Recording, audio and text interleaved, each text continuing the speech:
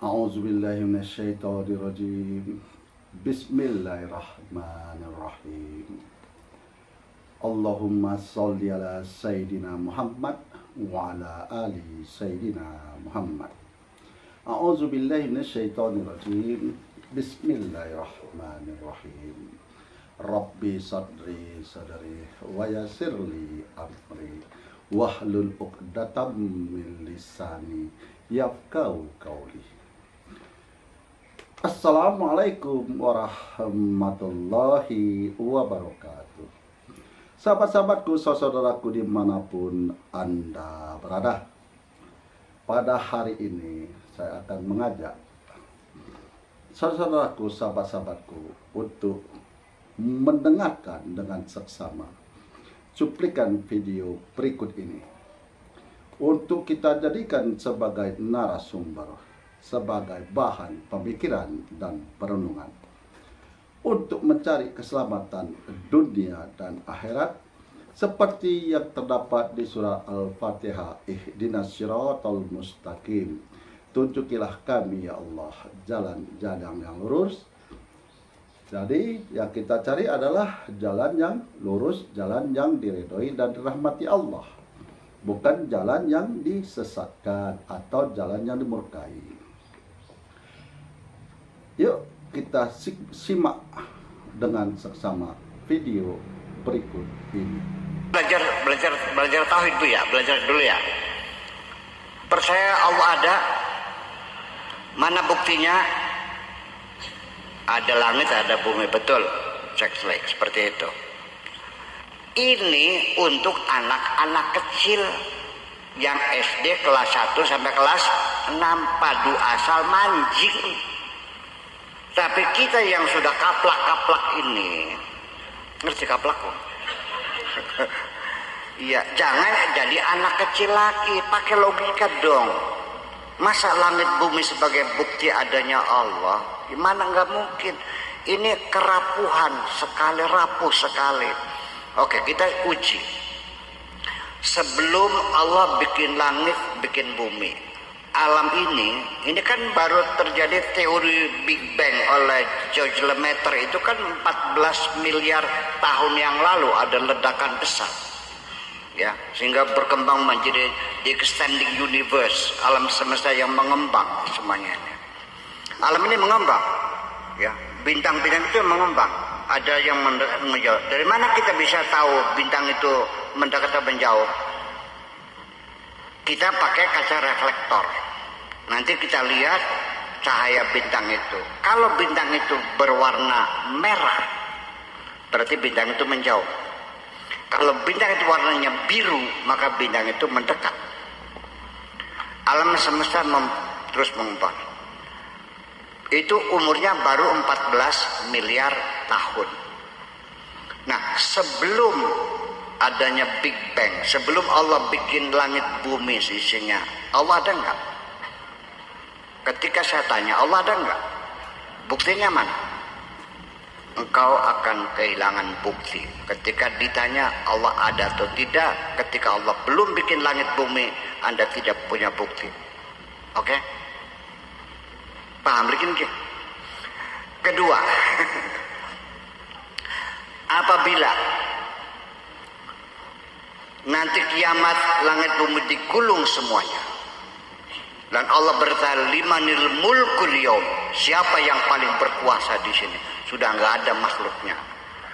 Lalu saya tanya, masih yakinkah Allah ada? Mana buktinya? Melongo nggak? Kenapa melongo? Nggak ada langit, nggak ada. Anda akan terpaksa mengatakan Allah tidak ada, karena buktinya nggak ada. Allah tidak perlu dibuktikan. Tetapi dengan Allah sebagai bukti membuktikan adanya alam semesta ini. Jadi kita ini ibaratnya kayak longan, tapi jangan diterusin nih. Jorebu ya, usul kayak amben, ngaco sih mah. Jangan menyimpulkan sendiri. Nah, artinya nanti ketika Anda nanti di akhirat ditanya oleh malaikat, mana buktinya Allah? Bingung. Tapi saya membuktikan adanya Allah bukan dengan logika saya, tapi dengan rasa saya. Ketika malaikat menanyakan, engkau yakin Allah ada? Yakin. Mana buktinya? Aku yang merasakan, wahai malaikat. Itu persoalan. Jadi kalau istilah laki perempuan, wah aku masih nggak usah dipikirin lah laki perempuan mah. Nah, cuman ini kebatinan ini mungkin arahnya nanti masalah jimat-jimat, masalah jampi-jampi, itu begitu kan lagi digencar, lagi digencar ya gitu. Termasuk saya juga di di internet itu kan, setelah saya melihat video Buya Syakur, saya kagum. Ceramahnya hebat-hebat, tetapi begitu dia praktek paranormal, ternyata Buya Syakur musyrik.com. Ngomong apa ini? Udahlah, saya tidak akan marah, insya Allah mangga. Selaku wadanana, masanya wadah. Jadi saya menghargai orang yang mengatakan, karena saya bikin jimat bu, bukan jalur kemat kalau karma mana baik. Nah ini menjadi persoalan bikin jimat itu musyrik, karena meyakini selain Tuhan ada punya kekuatan yang lain, namanya jimat, jadi musyrik. Oke, saya paham. Orang yang mengatakan jimat itu musyrik, suatu ketika dia marah kepada bawahannya yang kerjaannya salah, ya, bawahannya yang lawan terus, sambil dia marah mengatakan, mulai hari ini kamu harus tahu, aku adalah pimpinan kamu di sini. Masa depanmu ada di ujung penaku, bisa kumutasikan ke tempat yang jauh di sana. Bayangkan, dia mengatakan jimat musyrik, tapi dia mengatakan masa depanmu ada di ujung penaku ini. Musyrik ada Tuhan lain, tapi kalau orang mengatakan masa depanmu ada di tanganku, berarti dia sudah menjadi Tuhan. Betul nggak? Jadi mana yang lebih musyrik? Ngaku Tuhan atau mengawal? Ini persoalannya. Oke. Bapak-bapak, saya kasih jimat. Masuk hutan, ada macan, ada ular, ini anti macan lah, anti bisa lah gitu. Artinya tegar nggak? Tegar. Oke. Satu orang lagi saya kasih senapan, masuk hutan. Lebih tegar mana? Bawa senapan apa bawa jimat? Jadi yang mana yang lebih musyrik? Oke. Ibu-ibu bawa uang 50.000 ke Gragen Mall, ke mall, supermarket. Karena tujuannya beli softtek. Uangnya 50.000, melakukannya kan dulu. Enggak celingak-celingok enggak. Ya, belum bayar, udah keluar lagi. Ya. Tapi begitu bawa uangnya banyak, lakukannya talang, telek. Gaya enggak? Dengan uang juga engkau semakin berani kok. Kalau begitu uang musyrik enggak? Ini yang jadi persoalan. Nah ini saya katakan ujung-ujungnya mah kebatinan, kejawen, wiwitan, apalagi segando, apa namanya? Segando. Ya macam-macam lah gitu. Stop. Jangan pernah memusyrikan siapapun. Jangan mengkafirkan siapapun. Itu wilayah Tuhan. Terima kasih.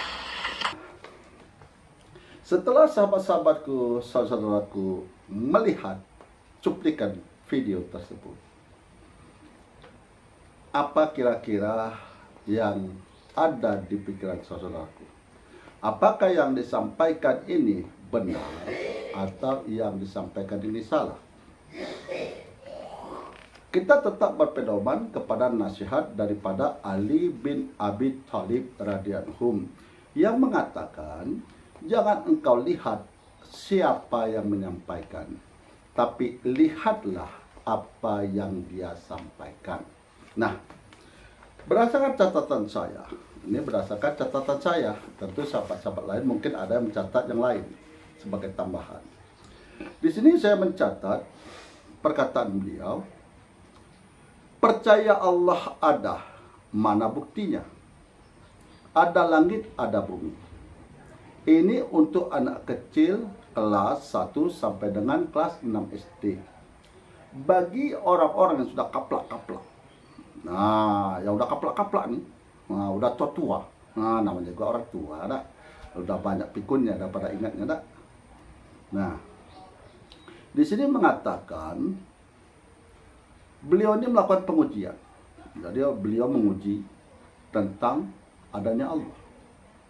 Nah, sebelum Allah menciptakan langit dan bumi serta isinya, Allah ada nggak? Buktinya mana? Ada nggak? Ada nggak?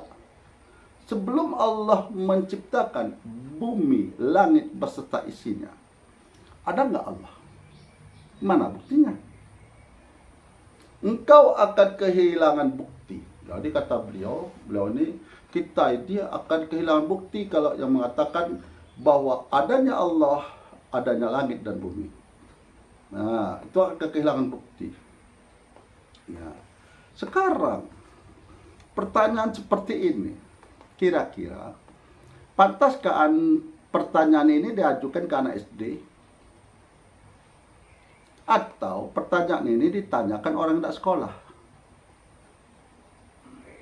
Atau pertanyaan ini lebih pantas diajukan kepada pasien rumah sakit jiwa? Kira-kira. Kalau menurut pendapat saya, pertanyaan ini lebih pantas ditujukan kepada orang-orang yang jadi pasien rumah sakit jiwa. Udah jelas-jelas kok. Allah belum menciptakan langit beserta isinya. Langit bumi beserta isinya Allah belum ciptakan. Berarti Adam dan Hawa masih berada di sorga. Belum melakukan kesalahan.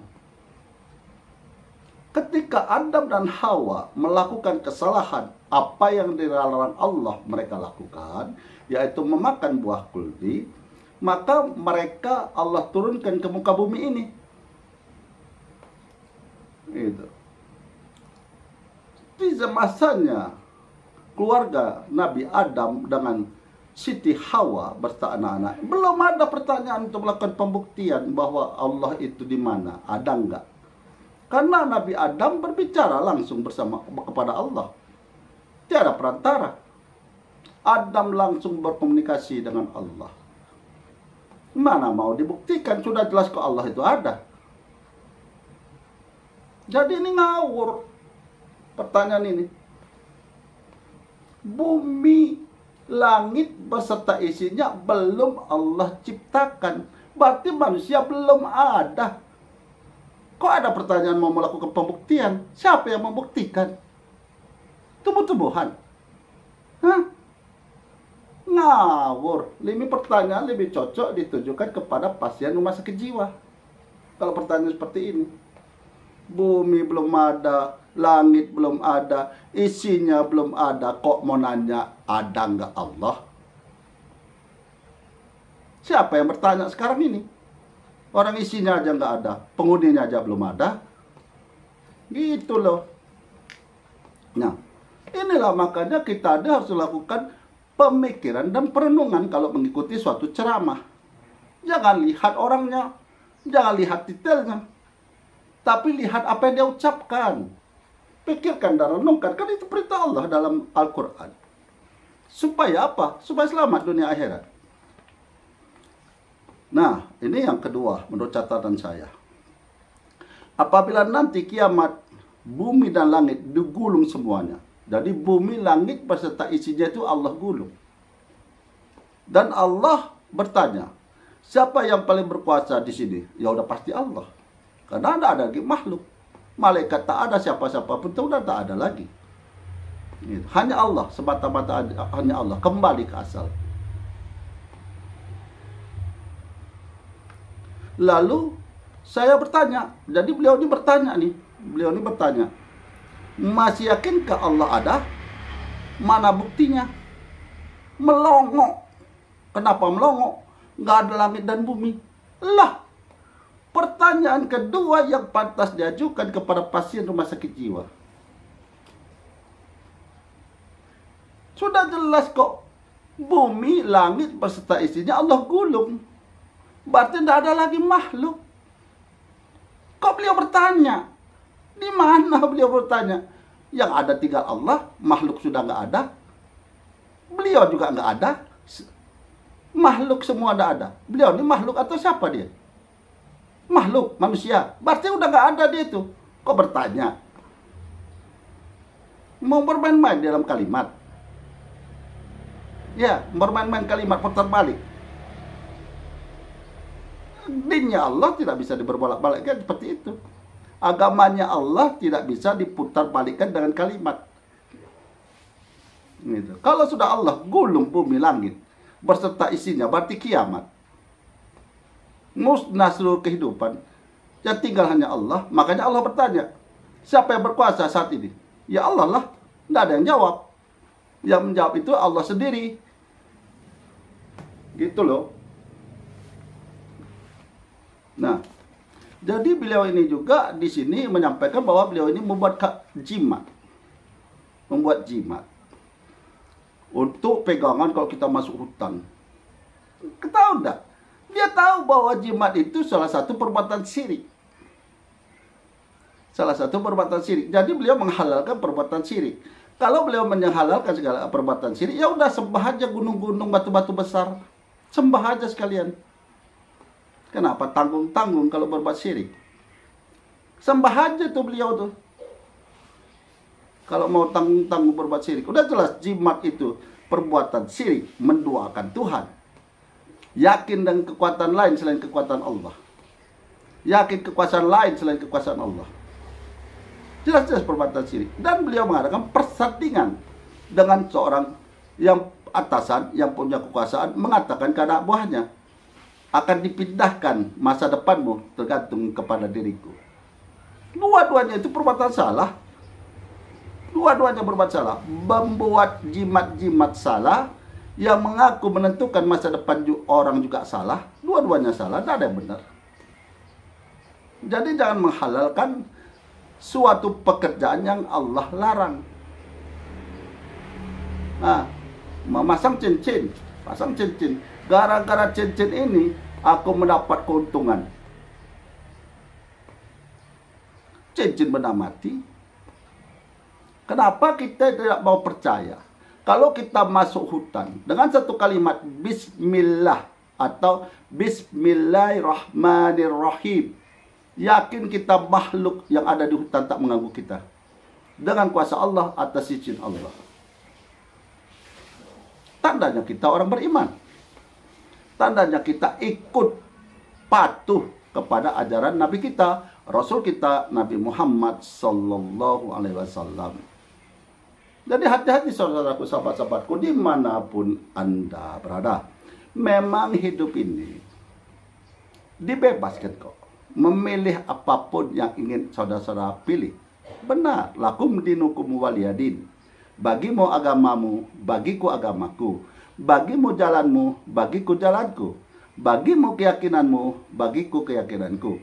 Tapi, sebagai seorang yang diperintahkan untuk mengingatkan, karena ustadz, kiai, ulama hanya mengingatkan akan adanya hari pembalasan, yaitu disediakannya surga dan neraka. Surga itu adalah tempat yang sangat menyenangkan, neraka itu adalah tempat yang sangat menyedihkan.